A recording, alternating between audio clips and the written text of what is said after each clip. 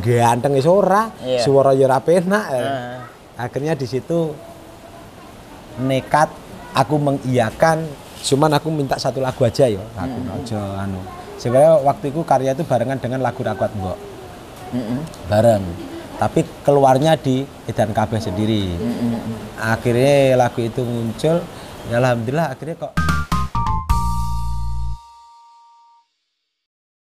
Assalamualaikum warahmatullahi wabarakatuh. Waalaikumsalam warahmatullahi wabarakatuh. Monggo Pinara. Sahabat Pinus Camp Banyuwangi dimanapun Anda berada, pagi hari ini kita kedatangan tamu istimewa. Mungkin tidak asing lagi, banyak menghiasi layar kaca. Belantik sapi Pak. Layar kaca.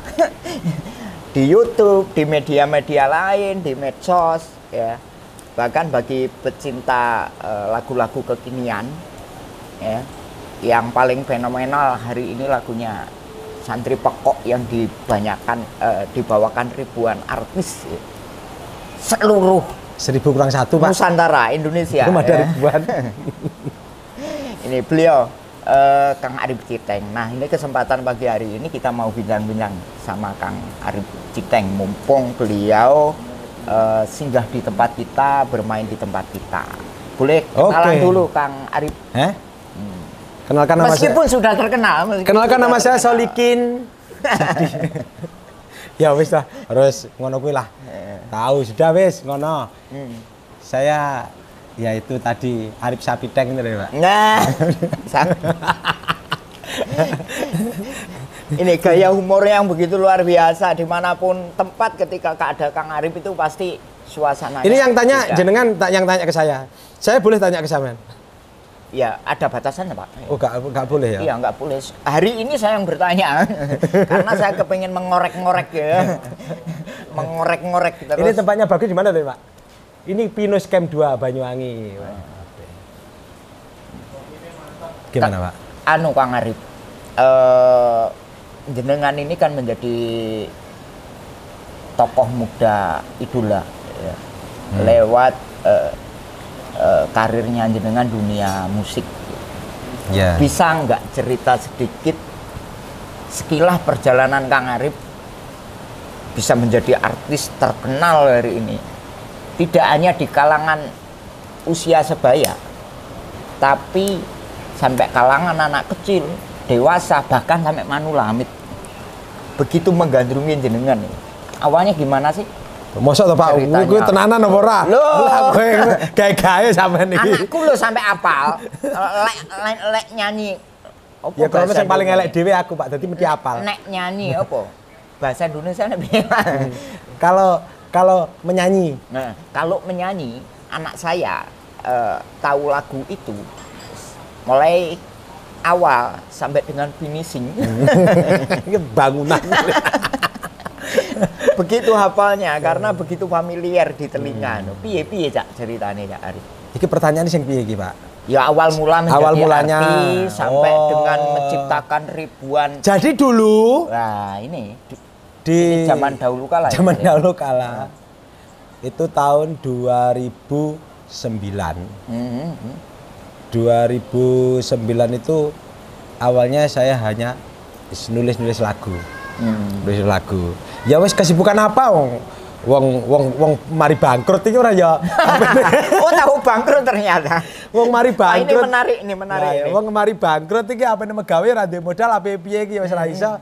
Ya isane mek gur ngkleng mek gur nulis cerita hidup. Akhirnya dari sebuah lagu yang mana lagu itu saya tawarkan ke produser wis semula wis gak payu lah, akhirnya wis gonen gratis wis monggo ngono wis akhirnya dibawakan di saat itu lagu pertama dulu lagu pertama iki kayak seperti Anak Konco Dhewe, Kadung Terlanjur tuh itu sebenarnya lagu dulu tapi yang bawakan bukan saya dulu. Terus kemudian di tahun 2013 pas industri musik Banyuwangi mulai lesu jenuh. Karena ya enggak tahu mungkin transisi dari pasar melo kejenuhan itu akhirnya mungkin dengan tahun seperti itu mulai perekonomian mulai wong sing kepengin jingkrak-jingkrak lah. Akhirnya kepengin hiburan gak wis ngenes. Bikin ngenes terus ya. Mungkin seperti itu ya faktor kebetulan. 2013 aku nulis lagu pertama itu Edan Kabeh. Timbangane trek-trekan mending lah iku. Setelah itu tak tulis lagu itu kan waktu latihan bersama. Lagu ini tak tawarkan produser, oke dipakai. Akhirnya latihan pertama itu kan saya harus nyanyi sendiri. Karena untuk mencontohkan nyanyinya seperti ini. Wah, aku lagi nyanyi sak ngawur-ngawurku wis. Timbang gak bernada, gak nganu lah pokoknya seenaknya saja. Lah, ternyata di situ kok tiba-tiba produser itu, wah iki lagu iki sajake kok digawakne dengan model ngene sajake nganu. Nah, mereka feeling, akhirnya saya disuruh nyanyikan sendiri. Aku nyanyikan sendiri yang jenenge aku ki ya wis engko piye engko payo pora artinya ganteng wis ora suara ya ora penak. Akhirnya di situ nekat aku mengiyakan, cuman aku minta satu lagu aja ya lagu aja anu. Sebenarnya waktu itu karya itu barengan dengan lagu Rakwat Mbok. Bareng. Tapi keluarnya di Edan Kabeh sendiri. Akhirnya lagu itu muncul, ya alhamdulillah akhirnya kok pasar itu menerima. Akhirnya pasar menerima, ya krono pasar nerima ki aku ya ora duwe penggawean pisan ya aku tak nganu bos aku tak melok nyales kaset pisan. Aku nggawa peda mulai zaman CD berarti ya. Belum hari ini serba digital ini. Jadi aku nyales kalau nyales rai-rai dhewe. Dol-dol dhewe. Jadi aku melok nyales. Setelah itu lama-kelamaan yang menghentikan itu adalah situasi job. Jadi kemudian ada job lama-kelamaan berhenti dengan sendirinya nyales akhirnya aku. Akhirnya karena wis gak iso akhirnya ada job akhirnya berhenti nyales dan karya berikutnya adalah Rakwat Mbok. Disitulah dan seterusnya alhamdulillah sampai saat ini ya muga-muga karya ini bisa terus diterima, menjadi gitu ya. Menjadi hiburan lah bagi masyarakat intinya seperti itu. Tapi kita melihat Kang Arif ya, apa namanya lagu-lagu yang jenengan bawakan, lagu-lagu yang jenengan ciptakan itu punya ruang sendiri, utamanya di anak-anak muda ya, anak-anak muda itu antusiasme menikmati lagu itu. Terus beberapa kali kita melihat apa konser yang jenengan lakukan itu gimana ya, suasananya itu begitu riuh, apa ya, ceria gitu loh, bawa semangat gitu. Karakter musiknya itu mampu membawa nuansa suasana beda sendiri gitu dari banyak apa aliran musik dan jadi memang musik itu apa ya, masing-masing itu mempunyai karakter sendiri-sendiri, mempunyai rumah sendiri-sendiri. Dan ya kadang-kadang juga bisa jadi kita ngelonte. Kadang-kadang orang sudah tahu brandnya itu lagu staccato, lagu-lagu yang jingkrak gitu. Terus di kemudian hari tiba-tiba setak membuat hal sesuatu ya ngelonte lah bahasanya. Ya nggak apa-apa juga. Jadi irama itu biar bagus, biar apa ya, nggak jenuh lah orang.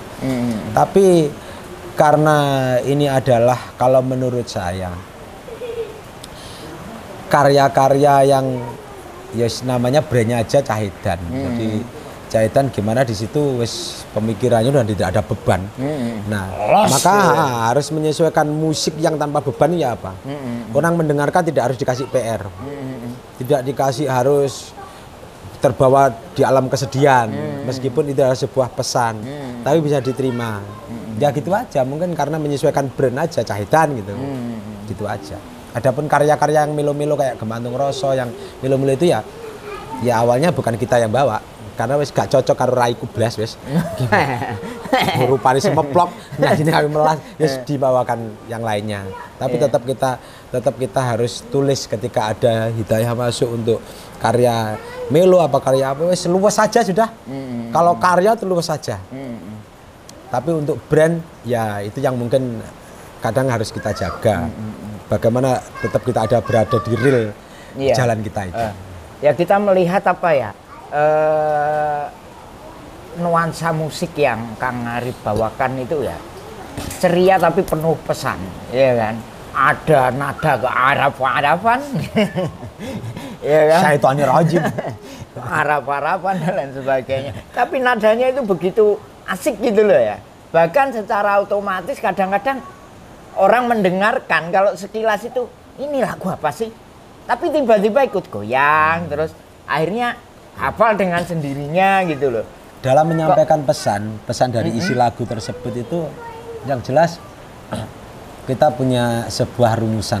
Rumusan dalamnya gini, bagaimana orang itu senang dulu. Kalau sudah senang masuk ke dalam sehingga dia memperhatikan ingin menghafalkan lagunya. Dari menghafalkan lagu sehingga dia itu akan memahami dari syair lagu itu. Jadi kita ada daya tarik tersendiri. Sama seperti ini. Ketika kita itu mendengarkan lagu barat, nggak ngerti arti ini, tapi kadang-kadang kita seneng. Padahal resing dinyanyi orang ngerti arti ini. Berarti itu kalau yang namanya lagu berarti nada itu penting. Alunan notasi itu penting. Kemudian dimasukkanlah syair, pemahaman tentang isi lagu. Jadi kan menyesuaikan aja lah, menyesuaikan. Lagu ini berarti musiknya kudu ini, lagu ini musiknya harus seperti ini, menyesuaikan. Ya menurut sinetron pas acaranya lagu melas melo terus soundtrack big soundnya di belakangnya percakapan cerita itu dikira lagu rock nyerah masuk. Jadi inilah sebuah seninya, irama nada, bagaimana itu bisa membawa orang itu terbawa halusinasinya untuk masuk ke dalam alam cerita itu. Terus omong-omong Kang Arif, ya mulai tahun berapa? 2009 tadi ya?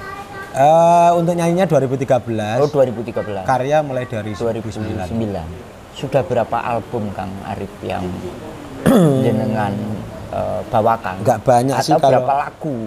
Kalau lagu-lagu saya mungkin sekitaran 100 sekian lah. Belum sampai 200. Belum sampai. Belum, karena kadang-kadang kita nggak mau karena ya apa ya? Karena menurut saya itu karya itu nggak bisa dipaksa. Ketika saya menangkap alam, situasi dan kondisi alam seperti apa, cerita kehidupan itu baru kita menulis.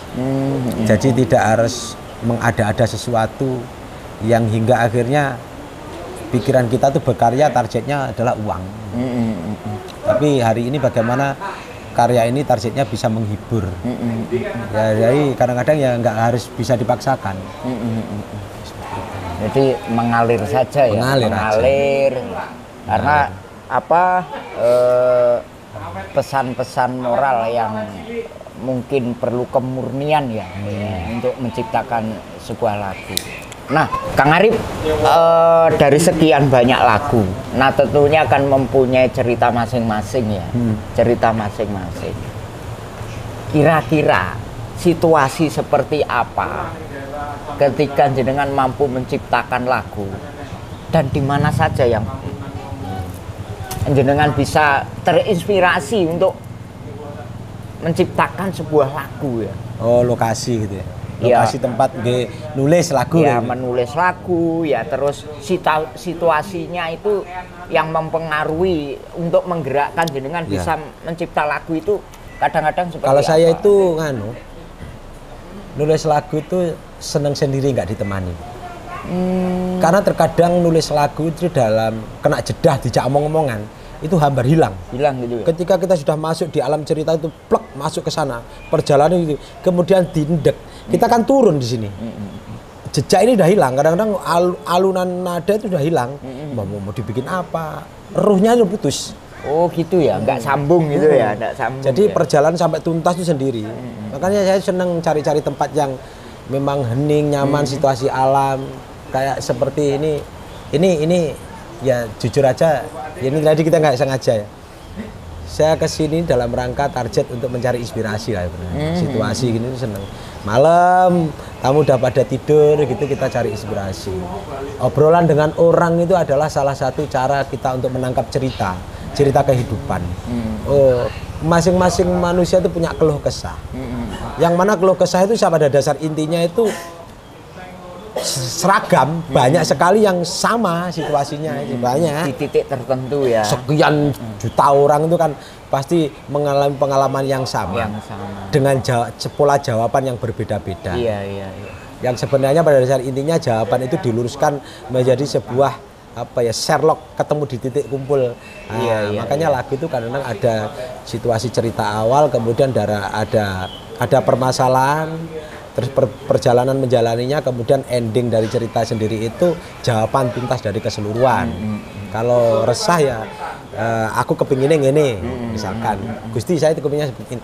Jadi ungkapan perasaan mulai dari cerita keluh kesah sampai maunya apa itu disebutkan. Makanya itu butuh hening. Termasuk di situasi Pinus Camp ini aku suka. Sudah berapa kali saya di sini. Iya. Kadang-kadang jenengan enggak ada itu ya saya sini ya. Sini gitu. Memang enak. Berarti kan banyak pengaruh faktor ya, proses untuk menciptakan sebuah karya seni lagu. Betul. Bisa dari cerita kehidupan orang atau mungkin cerita alam. Cerita alam. Kalau melihat daripada ternyata aku butuh keheningan menyatu dengan alam. Ada cerita kondisi kehidupan kita sekarang, misalkan orang percintaan, aku lagi mengalami itu diungkapkan. Tapi kadang kalau seperti saya ini orang sudah keluarga ini mengada-ngada cerita cinta, itu kadang-kadang kesulitan. Kecuali kalau ada anak di bawah usia kita, kemudian curhat gitu, baru saya jelmo sebagai dia. Saya rada ini apa namanya bahaya ini, kita nggak boleh cerita dalam-dalam, bisa jadi lagu kawan. Jadi sudah jadi lagu bolo. Ya seperti itulah lah. Ini kalau berhadapan dengan seniman itu ya begini, bergejesan bisa jadi lagu, orang sedih jadi lagu, orang gembira jadi lagu, apapun bisa dijabarkan menjadi satu karya. Karya itu ya kita nggak boleh sombong lah, karena sumbernya itu dari orang banyak. Dan kita harus sadar dari orang banyak ini diperuntukkan untuk siapa ya? Diperuntukkan orang banyak, akan kembali kepada mereka. Jadi intinya kita itu, kalau saya itu bukan sebagai pencipta lagu saya rasa. Saya itu hanya sebagai penulis.